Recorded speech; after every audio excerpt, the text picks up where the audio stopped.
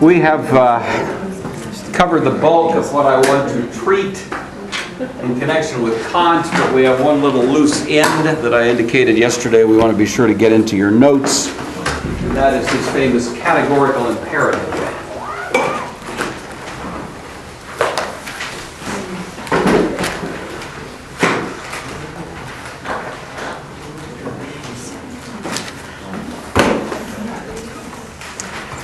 Kant has a problem because he has, and he knows it, he has ruled out the traditional basis upon which morality can proceed.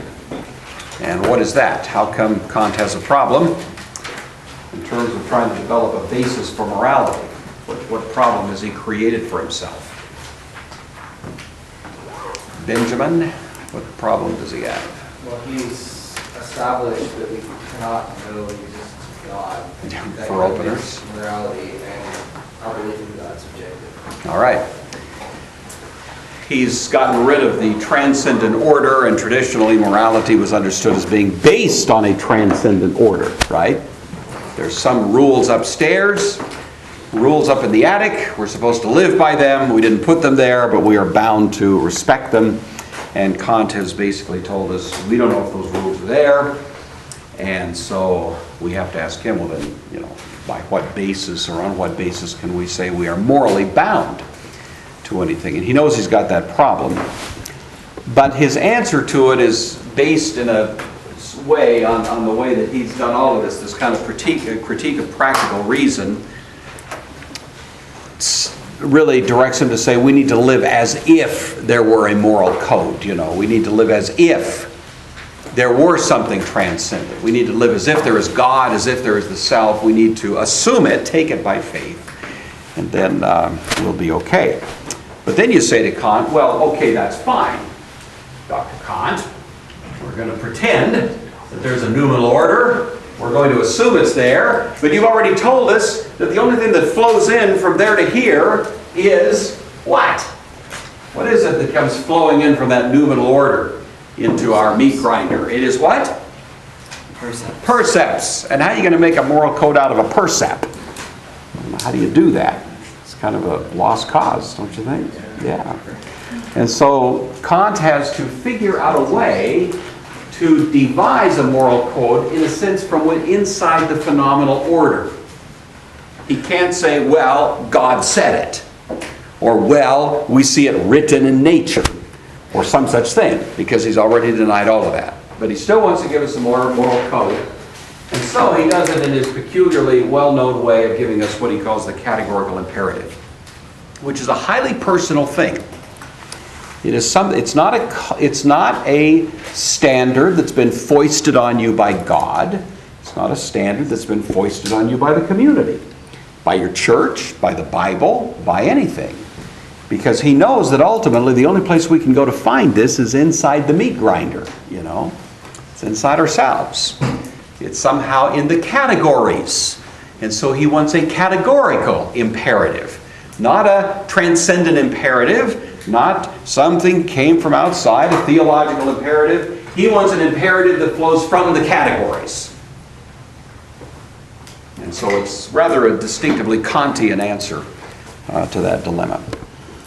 And the way it comes out, there's many formulations of it, but it's intensely personal. That's what I want you to see about it.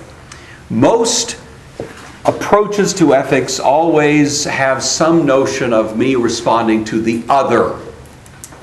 The other being God, the other being you, the other being the community, the other being something outside myself to which I owe a duty.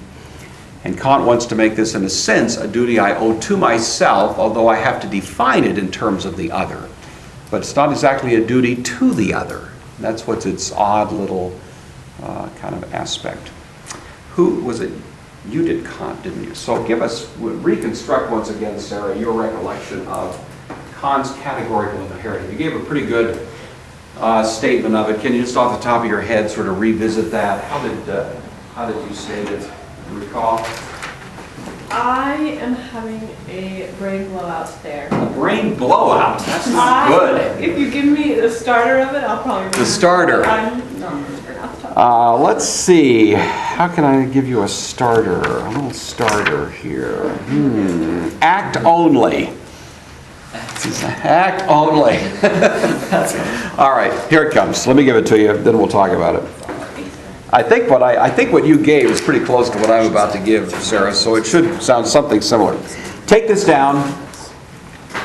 Very famous. It's probably the best known formulation of the categorical imperative, though certainly not the only one.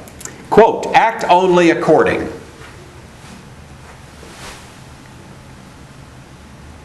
Act only according to that maxim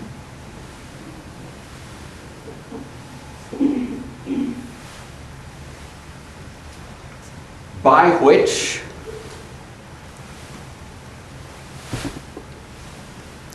you can at the same time will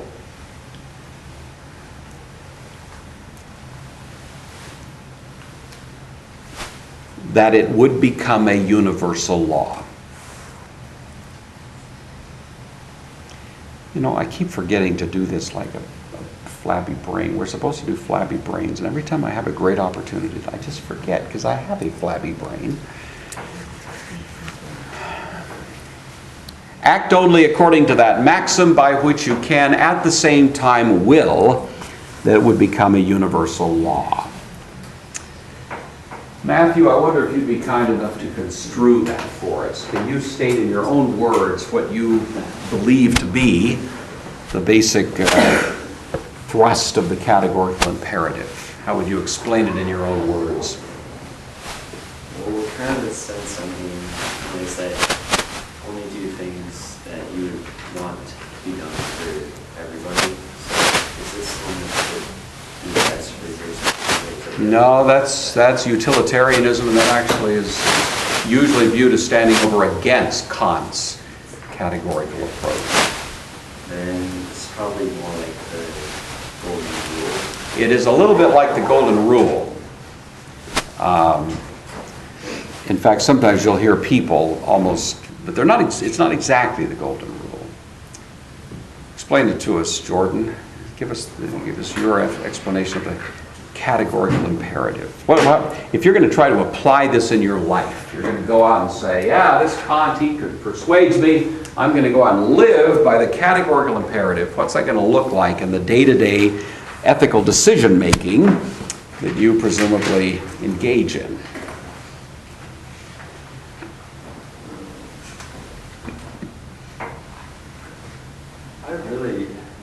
You can't follow this? No, it's not that tough. It's really not that tough. Act only according to that maxim by which you can at the same time will that it would become a universal law.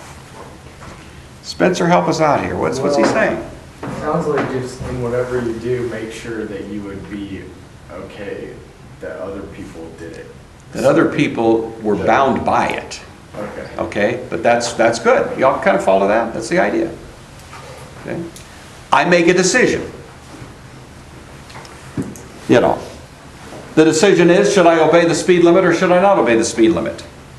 I'm late for school. You know, a little too leisurely this morning. Speed limit's 35. I think to myself, maybe I'll do 50. Get me there in time. And then I say to myself, oh, Kant is calling. Emmanuel, what do you think? I'm planning to do 50 and a 35. What's your counsel? Act only according to that maxim by which you could will that it become a universal maxim. Meaning, I am now going to act according to a maxim. Namely, I'm going to speed to get to school on time, breaking the law. And I say, what if that became a universal rule? What would the world look like? What would the world look like if everybody disregarded the speed limit laws? Trevor, what's going to happen out there? What's it going to be like? I get it. So Kant would endorse me speeding, right? No, I don't think so. No, okay. So what would exploded cars and mangled messes? That's right. Okay. So there you go. So Kant says, as I will to do something, I have to ask myself, could I universalize this will? Could I make it the law by which everybody behaves? Now, please notice, it's not a do unto others as you'd have them do unto you rule. That's a rule of grace. That's a rule of compassion. It's a rule of, that is an other-centered rule. This Kant's rule is a self-centered rule. It thinks about others, but it's principally concerned about itself. How am I going to act? And the test I'm going to impose on myself to determine how I'm going to act is what would happen if I took my law and universalized it. What would the world look like? And so it is a little different from the golden rule. There's not much grace in it. But do you see what it is? It's a way of trying to create a standard, a kind of absolute by which I live in a phenomenal world where I'm out of touch with transcendent norms. It's trying to create a transcendent norm at the phenomenal level by doing this little mental sort of exercise of universalizing the maxim by which I would be living if I do this particular thing. Can I grab that? Jacob, please. So, so this is the basis for his morality then, or? Yes, that's a very, I don't know if you mean the question to be as subtle as it actually is. Is it the basis for his morality? In a sense, yes. He would say that every moral principle by which I live is somehow rooted in this. Now, if your question is more subtle than that, what's the true basis for his morality? It remains unanswered. I remember once hearing Madeleine Murray O'Hair, a lecture. Who knows who Madeleine Murray O'Hair is? Who is that? Ever heard of her? Really? Haven't heard of her? Interesting. This is so. She was once one of the most famous women in America. She was the atheist who successfully sued and got a case all the way to the U.S. Supreme Court, which outlawed prayers in public schools. That's her. And she had a lot of other effects on our culture, but that's probably the most famous. Back in the 60s, she was a flaming atheist and a very articulate preacher of atheism. And I heard her speaking once. It was on tape. I didn't hear her live. And she was just on an amazing tirade on how wicked it was to have religious people out there imposing their religious bigotry upon us, and we'd be better off. And she made all these kind of scandalous remarks about the guy upstairs and the totalitarianism of religion and how it's just and repressed people through the ages. And she goes on and on. It's really quite a piece of work, And but you got the feeling all the way through that she had a passionate morality.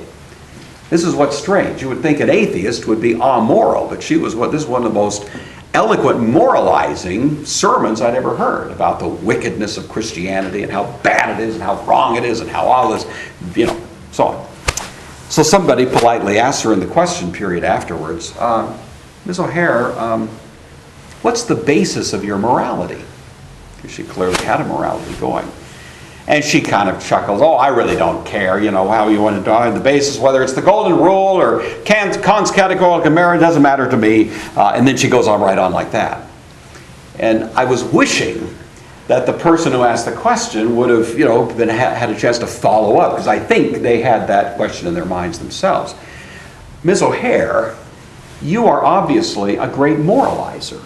You have a deep moral principle at work. You are talking about how the world ought to be and ought not to be. And you're just, lambasting these people that you think to be wrong and evil. Those are all moral categories.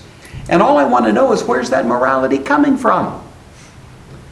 Where's it coming from? Because you also are a pure evolutionist. You believe we're only here by random happenstance. Purposeless forces have produced us. We began in oblivion. We're going to end in annihilation. In the meantime, there's not really much significance to our life, and yet you have this great morality going. Where does that come from, Ms. O'Hare?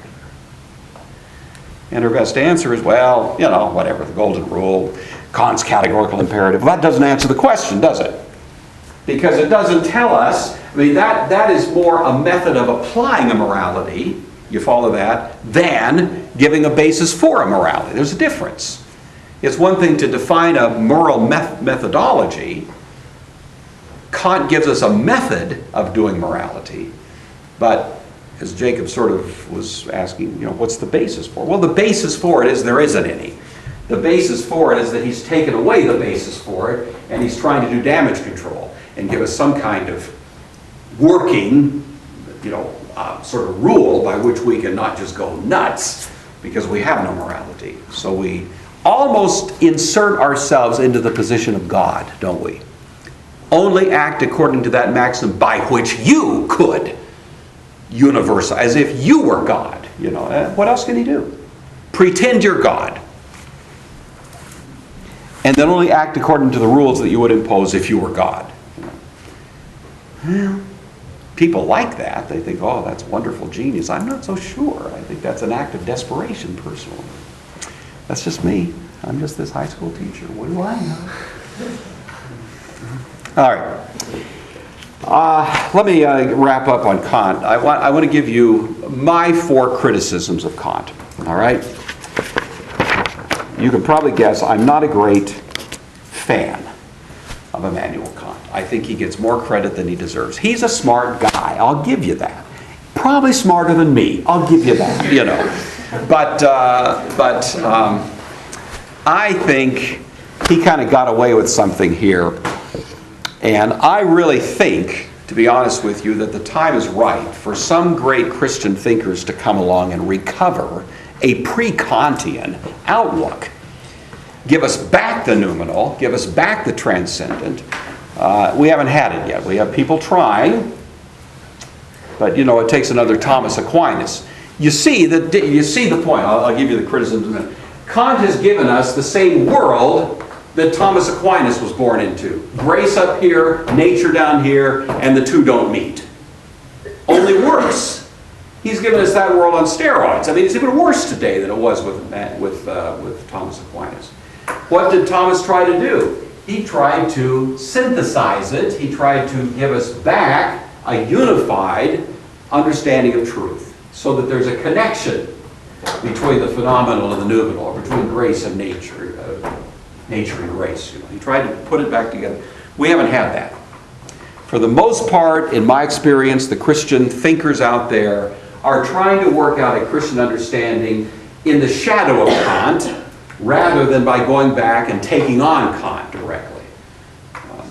Personally, I think that's what presuppositional apologetics does. I think it bows to the idol of Kant. It gives away too much. That's why I'm somewhat critical of it, even though I use it all the time. I think we've kind of sold the farm there a little bit. That's another debate for another time. But anyway, let me give you these 4 criticisms. First, my first criticism of Kant is that in the final analysis, his own philosophy is self-refuting.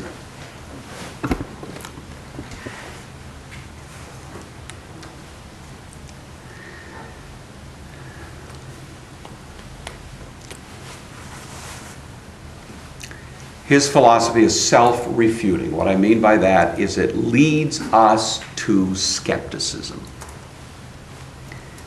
He builds a whole philosophy around the idea of what we cannot know. And I thought philosophy was about trying to establish what we can know and how we can know it. And it seems like his whole point, his critique of pure reason, is more headed in the direction of showing what we cannot know and that about which we cannot have certainty than that which we can and should know. Well, the ultimate goal of skepticism is that it refutes the skeptic, you see.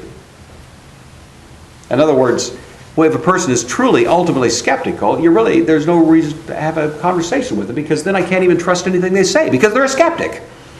Why should I take seriously anything that person says when the first thing they say is, we can't know anything? I say, well, I'm not going to bother with you. You can't know anything.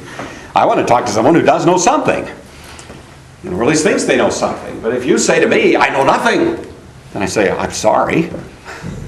Take 2 aspirin, call me in the morning. But, why should I try to have an intelligent conversation with a person whose premise is, I have nothing to say? And that's what Kant ultimately, now I'm overstating it, but it's, after all the furor and smoke and mirrors, and that's what he winds up with. He tells me we really can't know the answers to the questions that matter. So I'm not sure for that reason why we're so concerned about him, but everybody is. Secondly, this is a little bit more subtle, and I alluded to it when we covered this point. A question he never answers, it goes back to the meat grinder, the sausage grinder. In the sausage grinder, he says there are 12 categories. And I gave those to you, the 4 classes, you recall all that. He simply states. He doesn't prove it, he doesn't defend it, he doesn't further comment on it. It's been noted many times by later thinkers that this is a big hole in Kant's reasoning, so this isn't original with me by any means. He never explains why he's so confident that everybody has the same 12 categories. How exactly did that happen? And most, at least those who've thought about this and talked about it, I think agree that at least part of the reason Kant doesn't say much about it is because it implies that there is some kind of creative genius behind us. In other words, there's the God hypothesis that begins to pop up over the horizon. We all have the same categories. He just takes that for granted. That's why he bothers writing books. But how do we come to have those same categories? Yeah. Sorry, can you read number 2 again? Yeah, number 2 is he never really explains. He doesn't answer the question why all humans have the same categories.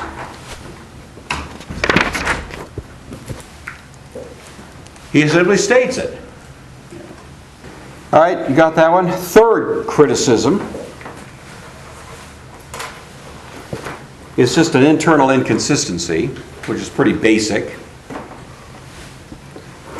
He says that the noumenal level causes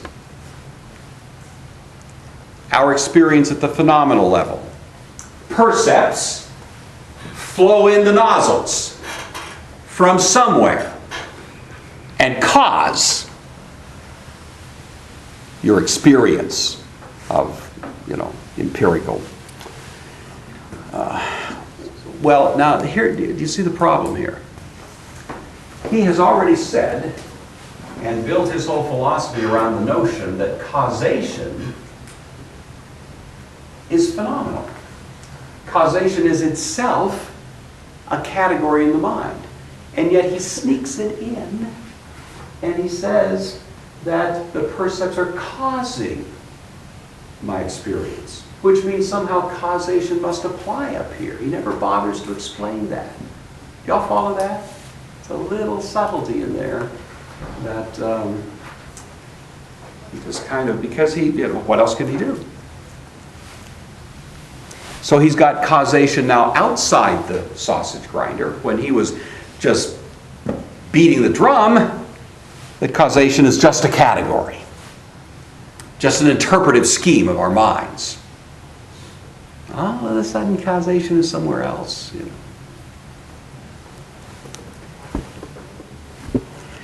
And this is the last one, the one I mentioned to you the other day. It's interesting to me that since Kant, there's basically been the abandonment of metaphysics, even among Christians.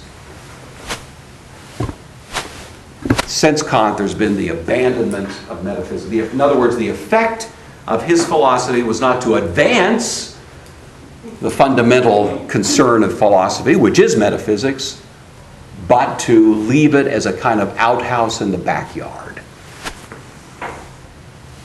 That's the effect. So I was saying the other day, you walk into Barnes & Noble, and you look for the department that has over the bookshelf metaphysics, and what you find there is not metaphysics at all. What you find is studies in superstition. You find the occult, you find the dark arts, you find New Age, you find nonsense, you find voodoo. You don't find metaphysics. because metaphysics is a lost concern. And even Christian thinkers are not doing metaphysics. Even Christians have given up the ghost at the idol of Kant, in my humble opinion. All right, so those are my criticisms. Did you follow that? I want to give time to, I want to get Trevor up here. So, that makes sense? You got that? Happy? Good.